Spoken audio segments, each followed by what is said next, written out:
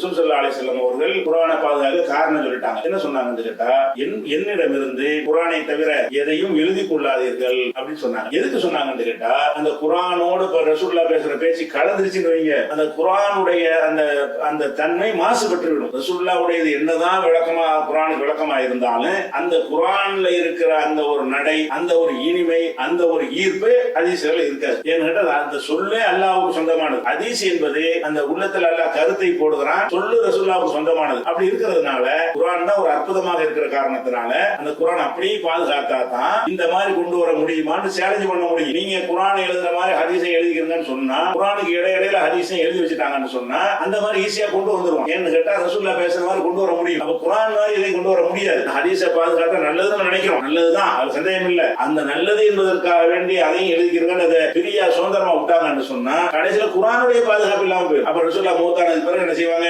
ஒவ்வொருத்தரும் ஒரு குர்ஆனை கொண்டு வருவாங்க. என்கிட்ட 1,00,000 வசனம் இருக்குது, என்கிட்ட 50,000 வசனம் இருக்குன்னு வருவாங்க. அதெல்லாம் வசனமா இருக்காது, கேட்டதெல்லாம் எழுதி வச்சிருப்பாங்க. அப்ப இந்த குர்ஆன் இதுதாங்கிறத எங்க குழம்பி போச்சுன்னு சொன்னா ஒட்டுமொத்த ஒரு பிரச்சனையுமே சீரழிஞ்சு போயிடும். அப்ப கலந்து விடக்கூடாதுங்கிற ஒரு நிலைமை வந்த பிறகு அவங்க என்ன செஞ்சுட்டாங்கன்னு கேட்டா, எழுதுறதுக்கு சில நேரத்தில் அனுமதி கொடுத்தாங்க. யாருக்கு அனுமதி கொடுத்தாங்க?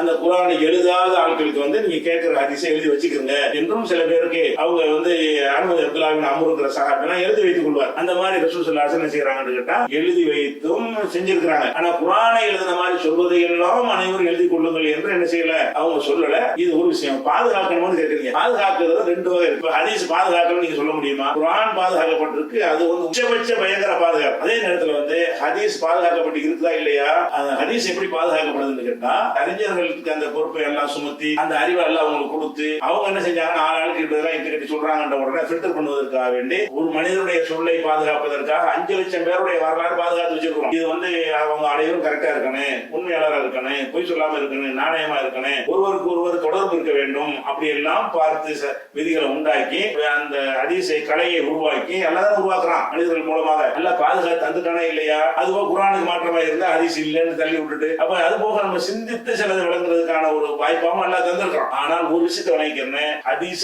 ஒரு குழு ஏற்படுத்தி பாதுகாத்து, குர்ஆன ஒரு குழு ஏற்படுத்தி பாதுகாத்து வச்சா நீங்க சொல்றது நல்லதுதான், அது நன்மைதான். பாதுகாத்து இருந்துச்சுன்னா இந்த சைக்கிளை போல பிரச்சனை எல்லாம் வராதான். ஆனால் என்ன வந்துரும் கேட்டா, தெரியாதனமா இந்த குர்ஆனை சேர்த்து எழுதிட்டாங்கன்னு சொன்னா குர்ஆன் பாதுகாக்கப்படாம போயிடும். இதை பாதுகாக்கிற பேர்ல அதை பாதுகாப்பு இழந்துட முடியுமா? அப்ப அந்த மாதிரி வரக்கூடாது என்பதற்கு தான் ரசூலுல்லாஹ் தடுத்தாங்க. ஆனால் எந்த மனிதனுடைய சொல்லும் பாதுகாக்கப்பட்டதை விட ஹதீஸ் பாதுகாத்து தான் இருக்குது. ஃபில்டர் பண்ணி கரெக்டா கண்டுபிடிக்கிறோம்ல, ஃபில்டர் பண்ணி கண்டுபிடிக்கிறதுன்னு சொன்னா அறிவை கொண்டு சிந்திச்சு தான் ஃபில்டர் பண்றோம். அதுக்கான நாலேஜ் மனிதனுக்கு அந்த அறிவை எல்லாம் கொடுத்துருக்கானா இல்லையா? அந்த அறிவை கொண்டு ஃபில்டர் பண்ணி நம்ம என்ன செய்ய முடியும், சரியானது தவறாது பிரிச்சு